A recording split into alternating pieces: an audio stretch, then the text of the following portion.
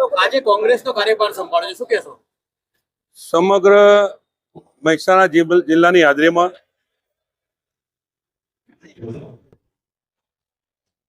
કોંગ્રેસ પાર્ટીએ જે મારા પર વિશ્વાસ મૂક્યો અને મહેસાણા જિલ્લાના કોંગ્રેસ પ્રમુખ તરીકે મારી જવાબદારી જે મારામાં મૂકી છે એ જવાબદારી સ્વીકારવા માટે સમગ્ર મહેસાણા જિલ્લાના તમામ સૌ આગેવાનો અને કોંગ્રેસના કાર્યકર વચ્ચે આજે અહીં મળી અને મેં મારી નવી જવાબદારી સંભાળી છે. મને વિશ્વાસ છે મહેસાણા જિલ્લાના તમામ સૌ પ્રજાજનો ઉપર કે આ ભારતીય જનતા પાર્ટીના જોખમી ભારતીય જનતા પાર્ટીના ભ્રષ્ટાચારથી અને તમામ બાબત સહકારી ક્ષેત્ર હોય કે કોઈ પણ પ્રકારની વાત હોય એવી વાતથી ભારતીય જનતા પાર્ટીથી મારા માનવા પ્રમાણે સમગ્ર જિલ્લો એ કંટાળ્યો જોખમીની સામે લડાઈ લડવાની શરૂઆત એ આજના દિવસથી થઈ ગઈ હોય એવું મને પ્રથમ દ્રષ્ટિએ લાગે. કોંગ્રેસ ક્યારે વિખરાતી જ નથી. કોંગ્રેસ એ લોકોના દિલ સુધી પડેલી છે. કોઈ ગામ કે કોઈ ઘર એવું નહીં હોય કે કોંગ્રેસનો કાર્યકર કે કોંગ્રેસની વાત એ ત્યાં સુધી પહોંચેલી ના હોય. ક્યાંક સંજોગો વસાત ચૂંટણીમાં પરિણામો એ માઠા આવ્યા હોય, પરિણામો માઠા આવી શકે, પણ કોંગ્રેસ વિખરાઈ ગઈ છે એવું એ માનવા હું તૈયાર નથી.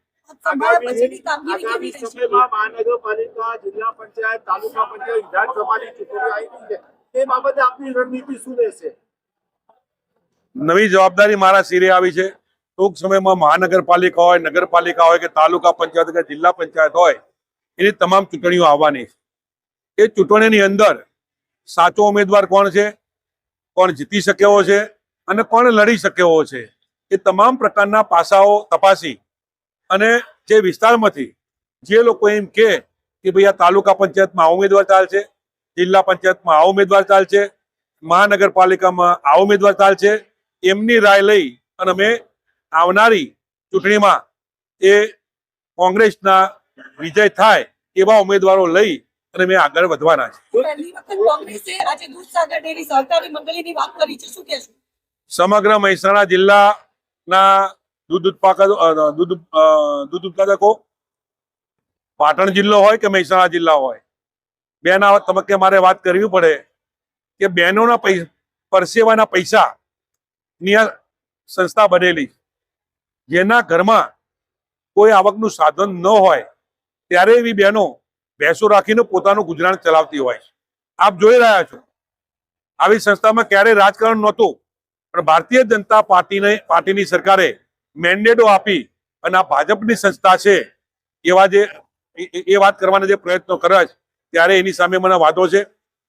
આ ડેરીના સંસ્થાપક કોણ હતા? તો માનસીભાઈ ચૌધરી હતા. આ ડેરીને સાચવી કોને? તો મોતીભાઈ ચૌધરીએ સાચવી. આવા વડીલોએ આ ડેરીની સ્થાપના કરીને આ ડેરીને જયારે ઊભી કરી છે ત્યારે કદી આ ડેરીની અંદર રાજકારણ લાવ્યા નતા, મેન્ડેટ પદ્ધતિ લાવ્યા નતા, પણ ભારતીય જનતા પાર્ટીની મનસા ખરાબ છે એટલા માટે મેન્ડેટ પદ્ધતિ લાવી અને આની અંદર રાજકારણ કરવાનો પ્રયત્ન કર્યો છે. તમે જોવો છો કે ભ્રષ્ટાચાર કેવો ચાલી રહ્યો છે. ડેરી નહીં, તાલુકા પંચાયત હોય, જિલ્લા પંચાયત હોય, પોલીસ સ્ટેશન હોય, કોઈ પણ સરકારી કચેરી હોય, સામાન્યમાં સામાન્ય નાનો માણસ ત્યાં જાય તો કોઈનું પૈસા વગર કામ થતું નથી. એવી હજારો ફરિયાદો અમને મળે. સાહેબ, 2 દિવસ પહેલા જ એક પ્રશ્ન ઉપસ્થિત થયો છે. 500 થી 700 કરોડનો પાવડર એ ડેડ સ્ટોક થઈ ગયો છે. ડેડ સ્ટોક એટલે એ તારીખ એક્સપાયર થઈ જાય એટલે પછી એ ખાવા લાયકના ઉપયોગમાં ન રહે. આવડી મોટી બેદરકારી કોની? આ એક્સપાયર ડેટ થઈ અને જે પાવડર બગડ્યો તો એ જવાબદારી કોની? એ જવાબદારી સરકારે તપાસ કરી અને એની જવાબદારી નક્કી કરવી પડે. 2 દિવસ પહેલા મને જાણવા મળ્યું આજે કે જે એક્સપાયર ડેટ થયેલો જે પાવડર હતો એ પાવડર માણસાની કોઈ ગોડાઉનમાં હતો. એ પાવડર 2 દિવસમાં ઉપડી ગયો. એ પાવડર ઉપડી ગઈ કે ઓગાળી નાખી અને ફરીવાર લોકોના સ્વાદ સાથે ચેડા કરવાનો પ્રયત્ન તો નહીં બન્યો હોય, એ તપાસનો વિષય છે. ખરેખર હું જયારે આપના માધ્યમથી એમને કહેવા માંગુ ત્યારે એની તપાસ કરી એ પાવડર ક્યાં ગયો એની તપાસ સરકારે કરવી જોઈએ.